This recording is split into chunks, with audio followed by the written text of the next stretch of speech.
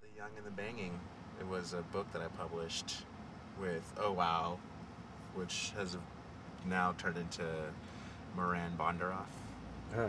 Um, they're mostly known for now No Wave, but before they were making books, and so I was one of the books that they had under their umbrella and launched it with Nike before I worked for Nike. It was called The Young and the Banging, and that was like my first big solo project in New York.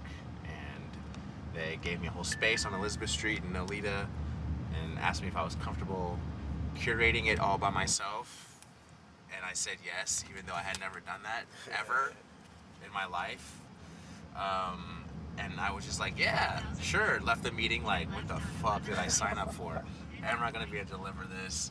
What does it entail? Didn't really care. I was like, I'll figure it out. I'm resourceful. And yeah, it was super awesome. Had a line out the door. It was crazy. I used to work at La Esquina.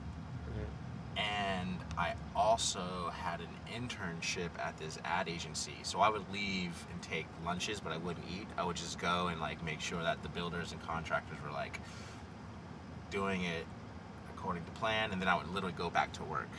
And then at the restaurant, instead of dropping like receipts with La Esquina postcards, I would replace those postcards with my flyers for the event. So every table, you know, asked for a receipt. They also got invited to my event. It was just before like Instagram and, you know, like hustling on social media. It was literally like hustling flyers, physical flyers in the streets.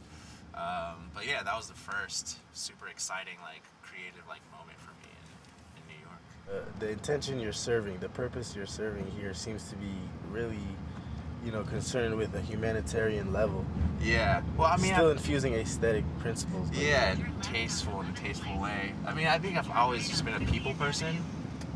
I've always just been super like curious about people's lives and like what they do. I remember writing blog posts about all these like mysterious characters who would come to La Esquina.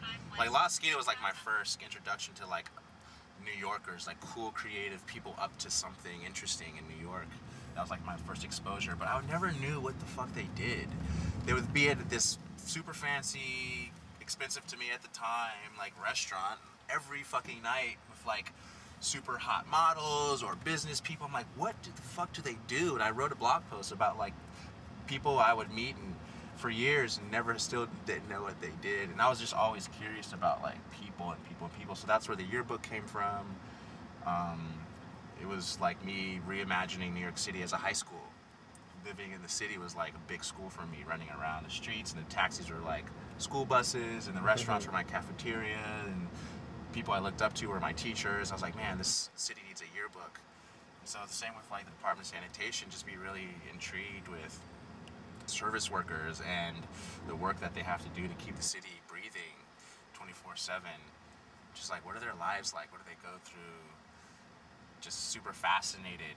And then also using it as an opportunity to give back to them and you know, give them a voice, remind them that they're actually worth a lot to us because we came here to live in this city and they're making it possible for us to live here. So I was like, man, I want to be like more responsible with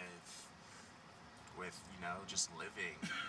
How can I be more responsible? I think I should be more responsible, and just asking myself these questions and like challenging myself, like, yeah, like I grew up volunteering in museums, like the Children's Museum in San Francisco, and my father was a police officer. He's a service worker, and as you get older, you start to think about like your place in the world and like what you're contributing to it, taking from it, and how can you like give back.